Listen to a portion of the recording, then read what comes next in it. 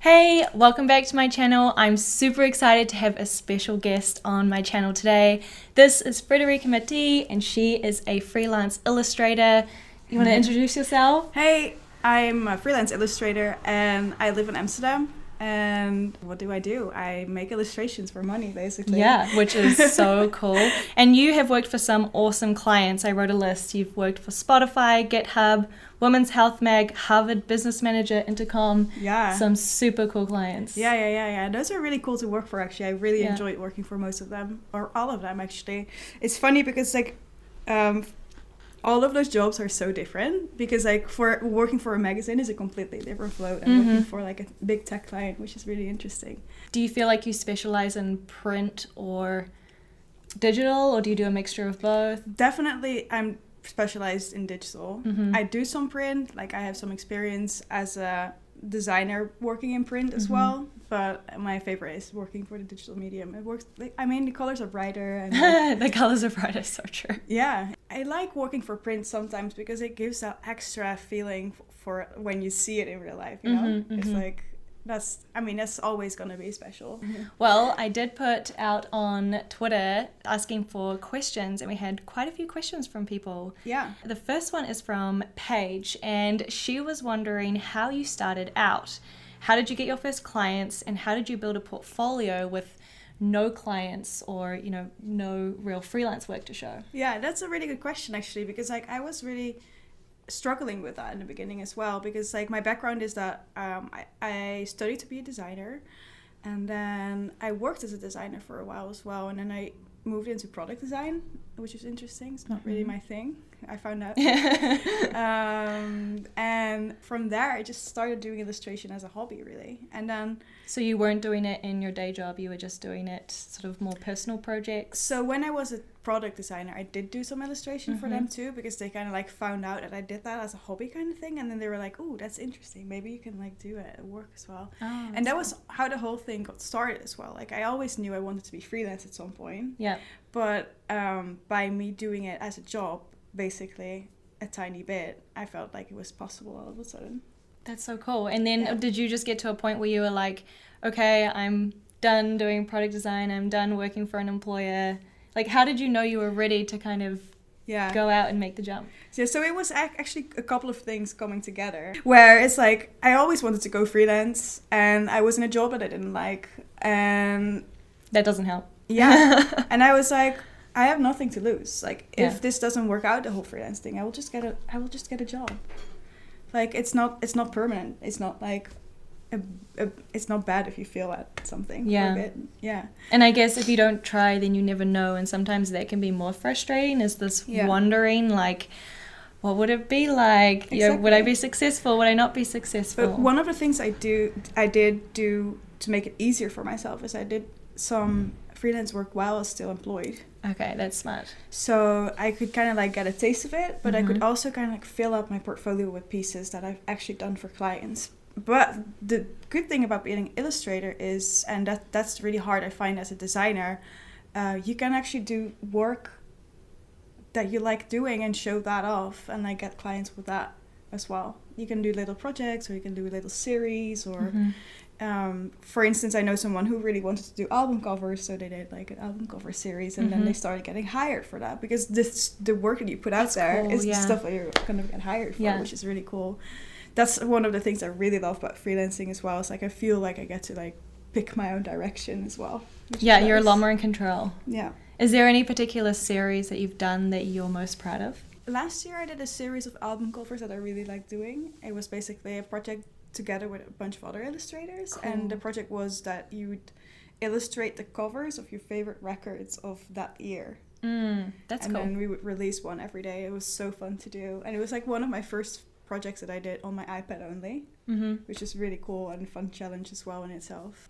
Okay, we have a question from Pedro about style, which I know is always a hot topic, I feel like, when it comes to illustration. And Pedro asks, how do you balance drawing in your own style and adapting to work under other brand guidelines if you do that kind of work? Yeah, I thought it was a really good question. And the funny thing is, I think of all the work that I do for clients, I think I only show 10% of what I do for clients. Really? Yeah. So all the work you see on my Instagram, for instance. It's usually just me making my own work for myself. And so you don't often show actual final client. Why is that? It's because it depends on what kind of thing it is. But like I try to push my career in a certain direction. Yeah. And I feel like I can do that best when I put out a set direction myself. Okay. And so as an illustrator that works in tech, I don't often do my own style. Right, so you're often adapting to the brand's style. Or I make the brand style and then work in that style. Okay. So that's a big thing I do, and that's how I make most of my money, actually. Interesting. And it's really interesting to do, and it's in a funny way. It's kind of like it's like a hybrid of being like a brand designer and an illustrator. True. And it's really fun because I get to work in a team usually, and I work together with other designers and product designers, but also brand designers. But that work is usually quite different from what I do personally, or what I kind of want to be doing as like editorial stuff. So, and also I think it's when I sell a certain style or make a certain style for a client, I don't want another client to go and like, we want that. Yeah, that's what I was going to ask you. Like when clients come to you, do they come to you being like, hey, we love your style, we want some illustrations like this, or what does that look like? It depends. Like there's two types of clients. There's like the one client that's like, we love your work, we want some of that. And then there's clients that are like, we are looking for someone who could make us a style. Okay. Can you do that for us? Okay. And I mean, you're always gonna see that it's mine. Like if you see my brand work, you will recognize it. Yeah. But it's typically not the kind of work that I want to be advertising with. Okay, we had another question from Pavlo who asks, how do you know what you're worth, and how does that change with each year as you become more experienced? That's a really tough one. I think that's one that we all struggle with, even if you're like trying to like find a new job or anything. Like, yes. What are oh my gosh. Yes. Yeah. Like what can you ask for?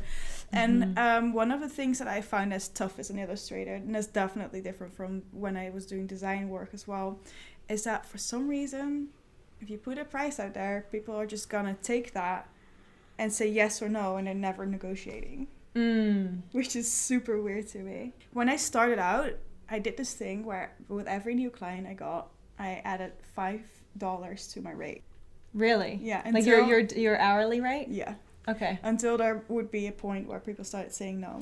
Oh, so every time you got a new client, you're like, I'll just add on $5 an hour and see. Yeah. And did you get to a point where people started saying no? Or like, did that help you find a place that you felt like, okay, this is about right? Yeah, so I found a place where I feel comfortable. Yeah. Where I feel like I'm like able to pay my rent. Yep, that's important. And also where I feel like people want to pay that as well for the work that I do. I would definitely advise to make like an overview of what your ins and outs are per month, and kind of base it on that as well. Like, and keep in mind that you're probably not gonna be working 40 hours a week. Yeah, it's really hard to keep your schedule full like that.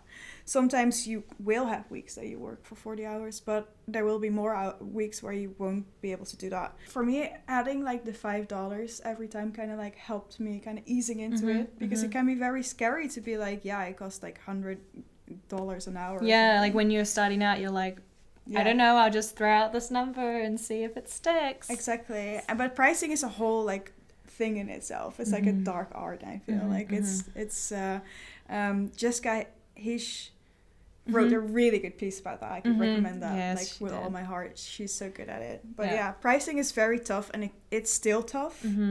Another thing I like doing is asking my friends, what do you think? How much would you ask for this? Do you think this is enough time for me to do it? Because it's not only the price that you're asking, it's also how many hours are you going to spend to do that.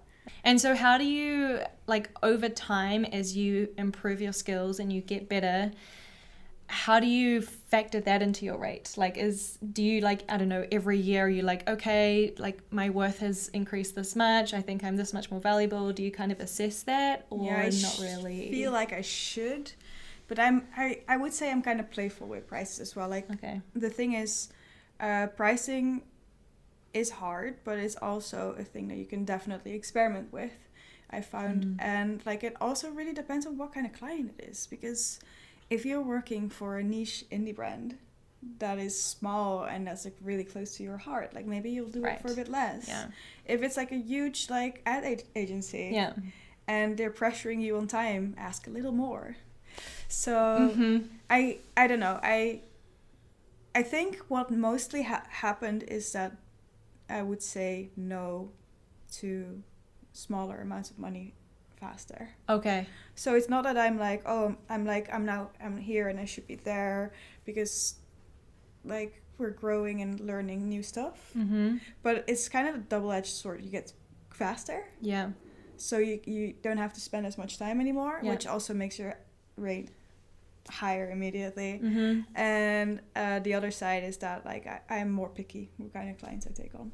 Yeah, and I guess you get to a point where you can afford to be more picky, right? Yeah. That takes time. Yeah, because like, I mean, there's a lot of people out there that will ask me to do like a bunch of illustrations for like €100 or something, and I'm like, you don't understand what you're buying. Yeah, you don't quite understand the value. Exactly, because it takes a lot of time. And what do you do in that situation? Like, do you explain to them, like, or do you just say no and move on? Depends. Yeah. It really depends. I had like a feminist brand coming out, like reaching out, and they were like, can you do this and that for like an insanely low price? And I was like, the stuff that you're doing is really close to my heart. But I also feel that with the feminist thing comes that you have to pay women. It's a bit contradictory to not. So in that case, I actually had a really nice conversation with them and called about it as well. It was really nice. They just honestly didn't know what to like. Interesting. I guess if they're open to that and like can admit that, oh, we didn't really know, would be really interested to hear from you, what you think. Yeah. That's nice, because then you can at least have a conversation about it. Exactly, and then I really love like having a conversation about it. But like, if it's like a big magazine, which I know has money, and it's like, can you do 8 illustrations for €10? I'm like, well, I will just politely decline. Yeah. And speaking of like femininity, your illustrations have a very feminine tone to it. Why is that? Is there a reason behind that? Or, I don't know, tell us a bit about how that comes to be. Yeah, that's interesting. Yeah. I think it comes from 2 different things, probably 10 different things. But like the main different things is that like I work in tech a lot. And I feel like there is a job to do there to make it more diverse and more soft. And I think that would be good for everyone. So I feel like by showcasing that my work's very feminine, like I can bring that value into your brand as well. That's which is something that I really find important. Yeah. And then it's also just like, I am a woman. I feel like it's a cool way of channeling my femininity as well. And that's so interesting because like at some point, if I look back at my Instagram feed, it's a diary.